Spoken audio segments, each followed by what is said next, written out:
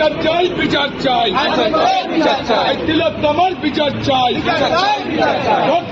বিচার চাই, বিচার চাই, বিচার চাই, আর্থিকরের বিচার চাই, তিলোত্তমার বিচার চাই।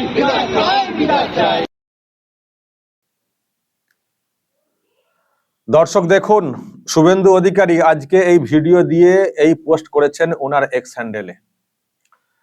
বলেছেন যে নবান্ন অভিযানে মোট 205 জনকে গ্রেপ্তার করা হয়েছিল, তাদের মধ্যে এটাই ছিল শেষ ব্যাচ যাদেরকে মুক্ত করা যাচ্ছিল না, কিন্তু অবশেষে তাদেরও বেল হয়ে গেছে।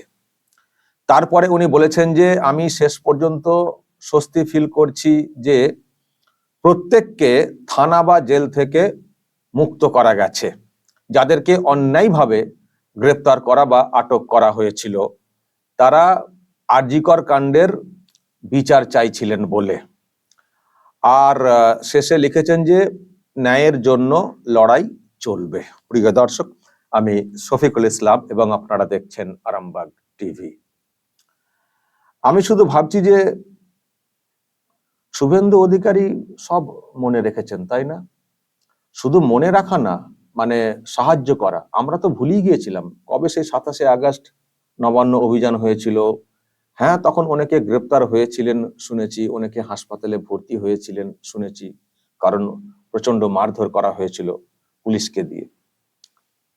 সত্যি কথা বলতে আমরা ভুলে গেছিলাম। আমরা এই জন্য বলছি কারণ আমি নিজেও গিয়েছিলাম। এই যে নবান্ন অভিযান যে ডাকটা দিয়েছিল পশ্চিমবঙ্গ ছাত্র সমাজ, আমি এই ডাকটাকে খুবই প্রয়োজন মনে করেছিলাম বলে বা সময়ের দাবি বলে আমিও যুক্ত হয়েছিলাম এবং এটাকে প্রচারও করেছিলাম। সেই জন্যই বলছি যে আমরা ভুলেই গিয়েছিলাম যে এটা হয়েছিল, তারপরে ওইসব হয়েছিল, মারধর, গ্রেপ্তার, আটক। কিন্তু আমরা ভুলে গেলেও, আমি ভুলে গেলেও শুভেন্দু অধিকারী দেখছি উনি ঠিক মনে রেখেছেন। শুধু মনে রাখা না, পাশে থাকা, ওনার কাছে সব হিসেব। 205 জন গ্রেপ্তার হয়েছিলেন, তাদের মধ্যে এটা হচ্ছে ফাইনাল শেষ ব্যাচ, তার মানে এর আগের ব্যাচগুলোকেও উনি বের করেছেন, শেষ ব্যাচ পর্যন্ত অপেক্ষা করেছেন, আইনি লড়াই যেটা করার বা যে সাপোর্টটা মানে দেওয়ার সেটাও দিয়েছেন, পরিষ্কার যেটা বুঝতে পারছি। এবং যখন সকলকে বের করা গেছে তখন উনি নিজেকে মানে স্বস্তি ফিল করছেন যে সকলকে থানা বা জেল থেকে মুক্ত করা গেছে। এটাই হচ্ছে আমার কাছে একটা বড় স্বস্তির, যে যারা এসছিলেন ছাত্র সমাজের ডাকে তারা অনেকে শিকার হয়ে গিয়েছিলেন, কেউ হাসপাতালে ভর্তি, কেউ গ্রেপ্তার, কিন্তু প্রত্যেককে বাড়ি ফেরানো গেছে, জেল থেকে থানা থেকে মানে মুক্ত করা গেছে। যেদিন সবার মুক্তির বিষয়টা হয়ে গেল তারপরেই উনি পোস্ট করে বলছেন যে অবশেষে আমি স্বস্তি ফিল করছি।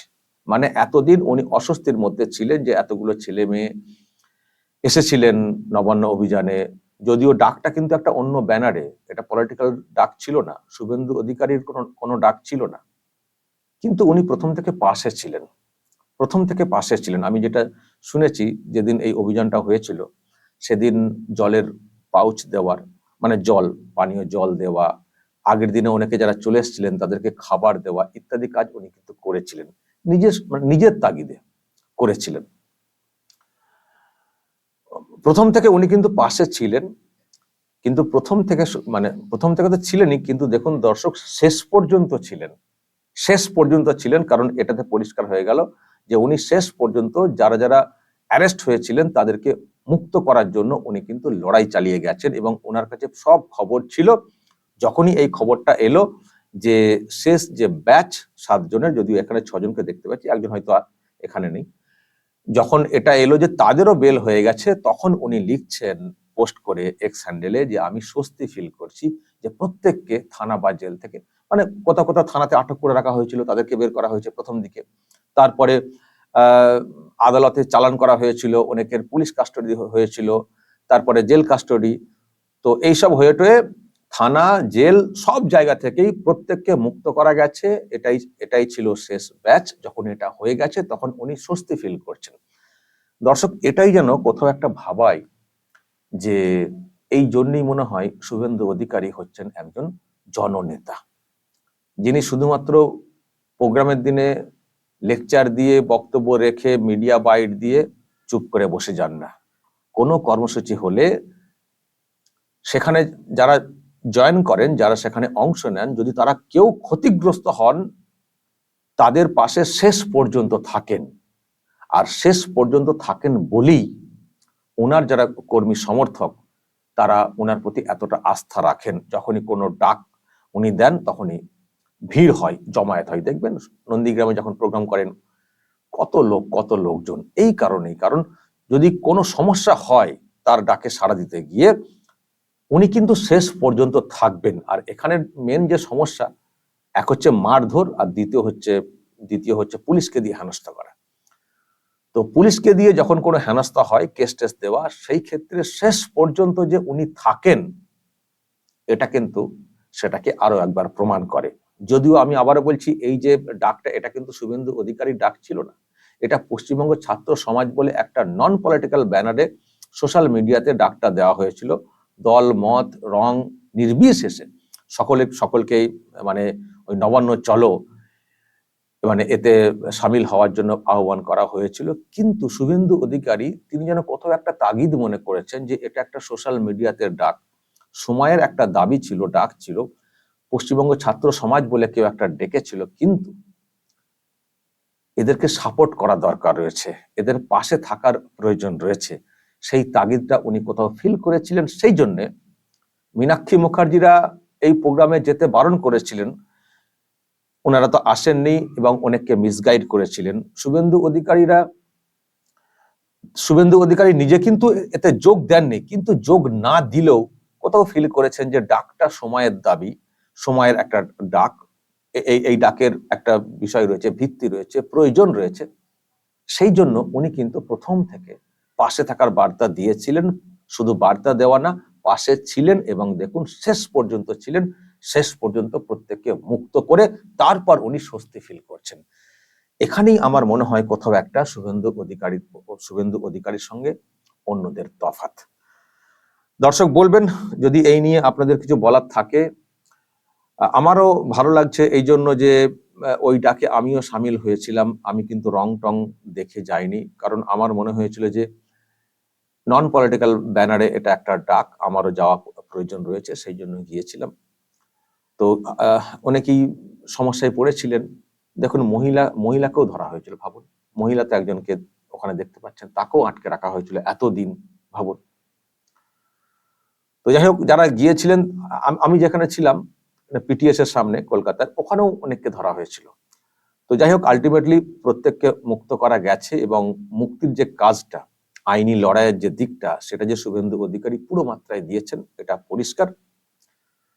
শেষ পর্যন্ত উনি সকলকে বের করে আনতে পেরেছেন। সেই জন্য আমি যেহেতু ওই প্রোগ্রামে সামিল হয়েছিলাম, সেই হিসেবেই আমি বলছি যে আমারও কিন্তু এটা খুবই ভালো লাগছে যে যদি এইভাবে পাশে থাকেন তবেই তো আন্দোলনে যাওয়ার একটা মানসিকতা সকলের মধ্যে জন্মাবে, যে নেতারা শেষ পর্যন্ত থাকবেন। এটা যখন একটা নন পলিটিক্যাল ব্যানারের ডাক, সেখানেও যখন শুভেন্দু অধিকারী তাগিদ বুঝে পাশে রয়েছেন, তাহলে উনি যখন কখনো ডাকবেন সেই ডাকে তো যাওয়াই যায়। কারণ এই সবই তো প্রমাণ করে যে উনি ছেড়ে পালাবেন না, শেষ পর্যন্ত পাশে থাকবেন। তো যাই হোক দর্শক, শুভেন্দু অধিকারীর প্রতি আমি দেখি রাজ্যের মানুষের অনেকেরই অনেক ভরসা, অনেকে অনেক মতও দেন যে শুভেন্দু অধিকারী আপনি আলাদা একটা দল করুন, দেখবেন আপনার পাশে কত মানুষ, আমরা আপনার জন্য ঝাঁপিয়ে পড়ব। কারণ যে দলটা এখন এখানে রয়েছে বিরোধী দল হিসেবে বিজেপির ক্ষেত্রে কোথাও খামতি লক্ষ্য করা যাচ্ছে, ঠিক মতো করে মুভমেন্ট হচ্ছে না। আবার কোথাও একটা এইরকম একটা মিথ ছড়িয়ে যাচ্ছে যে দিদি মোদি সেটিং, তারপরে ইডি সিবিআই এর কাজকর্ম নিয়েও প্রশ্ন দেখা দিচ্ছে। ফলে এই সব দিয়ে হবে না, আপনি একটা আলাদা দল করুন, দেখবেন আপনার প্রতি মানুষের সমর্থন কত। কিন্তু আমি দেখছি শুভেন্দু অধিকারীকে, উনি কিন্তু ওই পথে এখনো হাঁটছেন না। উনি বিজেপির প্রতি আস্থা রাখছেন, বিরোধী দলনেতা হিসেবেই উনি কাজ করে যাচ্ছেন। ওনার মুখ থেকে এই ধরনের কথা যে চলো আলাদাভাবে কিছু একটা ভাবি, এই রকম কথা কিন্তু এখনো পর্যন্ত দেখছি না। হয়তো উনি অপেক্ষা করছেন, আরো হয়তো সময় নিচ্ছেন, বিজেপির প্রতি হয়তো আরো ভরসা রাখছেন। জানি না, হয়তো 26টা পর্যন্ত অন্তত পক্ষে দেখবেন কি দাঁড়াচ্ছে বিজেপির, শেষ পর্যন্ত কি অবস্থান। তারপর যদি কিছু ভাবেন আগামী দিনে, সেটা হয়তো ভাবতে পারেন। কিন্তু আমার যেটা কোথাও মনে হচ্ছে 26-এর মধ্যে উনি হয়তো নতুন কিছু ভাববেন না। আর নতুন কিছু ভাবাটাও তো সহজ না, না? নতুন একটা দল তৈরি করে এই শাসকের বিরুদ্ধে লড়াই করা, লড়াইয়ের ক্ষেত্র তৈরি করা মানে ততটা সহজ না। একটা বিরাট পয়সা কড়িরও প্রয়োজন রয়েছে, একটা সিকিউরিটিরও প্রয়োজন রয়েছে। উনি বিরোধী দলনেতা হিসেবে রয়েছেন, তার একটা আলাদা প্রোটেকশন রয়েছে। সুতরাং অনেক কিছু ভেবে চলতে হচ্ছে। আমার মনে হয়, আমি জানি না পরবর্তী সময়ে উনি কি করবেন। আমার তো মনে হচ্ছে যে 26-এর ভোট পর্যন্ত অন্তত পক্ষে উনি দেখবেন। 26-এর ভোট পর্যন্ত মানে বিজেপির প্রতি ভরসা রাখবেন, বা বিজেপিকে নিয়ে হয়তো শেষ চেষ্টাটা মানে আরো একবার করবেন, আমার কোথাও মনে হচ্ছে। কারণ এখনই দল তৈরি করে এককভাবে লড়তে গিয়ে হয়তো আরো বিপদ আসতে পারে। ফলে যারা আপনারা অনেকে বলছেন যে আলাদা কিছু দল করুন, আলাদা কিছু দল করুন, হয়তো আস্থা রাখার জায়গা থেকেই বলছেন, ভরসার জায়গা থেকে আপনারা বলছেন, কিন্তু আমার মনে হয় না শুভেন্দু অধিকারী এই মুহূর্তে সেই রকম কিছু ভাববেন। আর বিজেপিকেও ভাবতে হবে যে বারবার কিন্তু চান্স আসবে না, বারবার চান্স আসবে না। 2026টাই কিন্তু শেষ সুযোগ বিজেপির কাছে। যদি এবারে বিজেপি ঠিক মতো করে কাজ না করতে পারে, সবকিছুকে সাজিয়ে গুছিয়ে, বিজেপির সামনে কিন্তু আর এই বিধানসভাতে মানে এই রাজ্যে সুযোগ আসবে না। এটাই কিন্তু শেষ সুযোগ। ফলে সকলকে মরিয়া হয়ে ঝাঁপাতে হবে। আমি বিজেপির নামটা বেশি করে বলছি এই জন্য, কারণ তাদের সমর্থন রয়েছে, তাদের সমর্থন রয়েছে। এই লাস্ট যে ভোট হয়েছে সেখানেও 38% ভোট এসেছে বিজেপির পক্ষে। ফলে বিজেপির চান্স এখনো আছে। কিন্তু এটুকু বলবো, যদি এবার না বিজেপি পারে তাহলে আর নেভার, আর কখনো পারবে না। ফলে এবার গুছিয়ে সংগঠিত হয়ে লড়াইটা কিন্তু ঠিক মতো করে করতে হবে। সেখানে শুভেন্দু অধিকারীও উনার মতো করে নিশ্চয়ই উনি লড়বেন, দলকে সহযোগিতা করবেন। তারপর দেখা যাবে।